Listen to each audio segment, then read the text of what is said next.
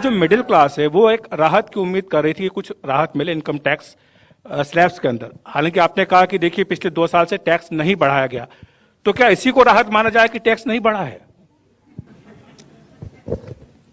नहीं, मैं सिनिकली जवाब नहीं दूंगी उसको।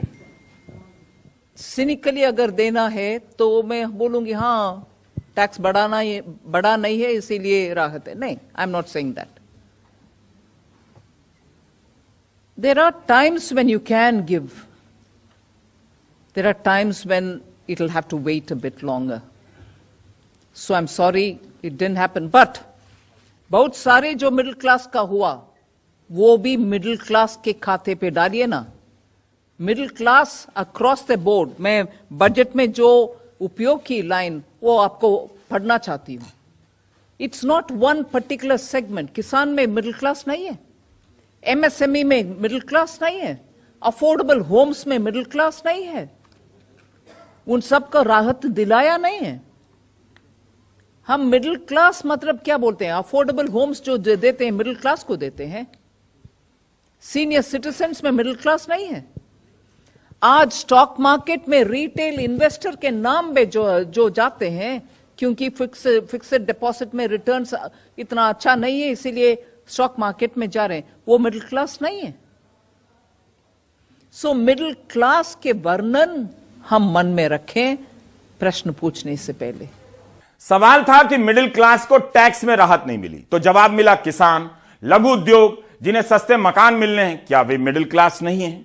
वित्त मंत्री ने कहा क्या जिन्हें प्रधानमंत्री आवास योजना के तहत सस्ते मकान मिल रहे हैं, जिन्हें प्रधानमंत्री मानधन योजना के तहत, सम्मान योजना के तहत 6,000 रुपए जिन किसानों को मिल रहा है, उन्हें मिडिल क्लास कहा जाएगा?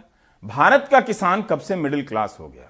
जिन योजनाओं का नाम गिनाकर वित्त मंत्री मिडिल क्लास का बता रही हैं, प्रधानमंत्री उन्हीं योजनाओं में से कुछ का नाम गिनाकर गरीब क्लास का बता रहे हैं।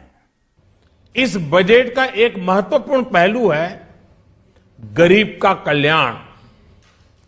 हर गरीब के पास पक्का घर हो, नल से जल आता हो, उसके पास शौचालय हो, गैस की सुविधा हो, इन सभी पर विशेष ध्यान दिया गया है।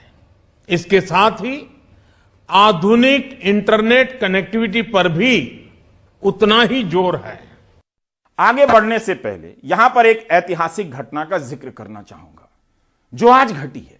जिस तरह से हम एंकर लोग अपने अगले दिन के कार्यक्रम का प्रोमो करते हैं कि कल सुबह 10 बजे से एनडीटीवी इंडिया पर मेरे साथ देखिएगा फला फला घटना का सीधा प्रसारण, उसी तरह से आज प्रधानमंत्री ने बजट पर अपनी प्रतिक्रिया देने के बाद बीजेपी के कार्यक्रम का प्रचार कर दिया। यह घटना अमृतकाल में प्रवेश करने के बाद घटी है। 1 फरवरी के दिन आप मुझे 10 बजे से ही एनडीटीवी इंडिया पर बजट का कवरेज करते हुए देख सकते हैं। कमजोर हूं इसमें, इसीलिए इसकी तैयारी में यह सब डेटा मिल गया। झांसे वाली हेडलाइन से सावधान रहना है तो कल 10 बजे एनडीटीवी इंडिया पर आ जाइएगा और हम यूट्यूब चैनल से भी लाइव पर रहेंगे। कल भारतीय जनता पार्टी ने मुझे सुबह 11 बजे बजट और आत्मनिर्भर भारत विषय पर बात करने के लिए निमंत्रित किया है। कल 11 बजे मैं बजट के इस विषय पर विस्तार से बात करूंगा। क्या पता यह भी होने लगे कि इस अमृतकाल में प्रधानमंत्री लाल किले से अपने भाषण के बाद अगली रैली का भी प्रचार कर दें कि इतनी तारीख को इतने बजे मेरी एक रैली होने वाली है, वहां आइएगा, वहां विस्तार से मेरा भाषण होगा। अब हम अमृतकाल में प्रस्तुत इस बजट की बातों का अलग अलग कालखंड के हिसाब से कुछ मूल्यांकन करते हैं। अमृतकाल के बजट को सुनते हुए अपने आसपास 2 अगरबत्ती जरूर जलाएं, धूप जलाएं, घी भी रखें ताकि वातावरण में धुआं और फैल जाए। 2022 के बजट में 2022 कहां गया? 2015 में आजादी के अमृत महोत्सव के उपलक्ष्य में 10 बिंदु तय किए गए थे। इसके तहत बताया गया था, विस्तार से हम तो संक्षेप में बता रहे हैं, हर परिवार को छत मिलेगी, शहर और गांवों में 6 करोड़ घर बनेंगे, हर घर में बिजली होगी, पानी की सप्लाई होगी, शौचालय होगा, सड़क से जुड़ा होगा घर और हर एक घर के सदस्य को रोजगार मिलेगा या आर्थिक अवसर में भागीदारी मिलेगी। गरीबी में कमी लाई जाएगी, गरीबी दूर की जाएगी, 2.25 लाख बस्तियों को सड़क से जोड़ा जाएगा। इसके लिए 2 लाख किलोमीटर सड़क बनाई जाएगी। हर गांव हर शहर में मेडिकल सुविधा मिलेगी। 2022 में शहर और गांवों में 6 करोड़ घर बनने थे, इतने नहीं बने और टारगेट भी घटा दिया गया। 2 लाख किलोमीटर सड़क बनी या नहीं, इसका कहीं जिक्र नहीं है। 2022 में किसानों की आमदनी 2 गुनी होनी थी, नहीं हुई, उसका भी जिक्र नहीं है।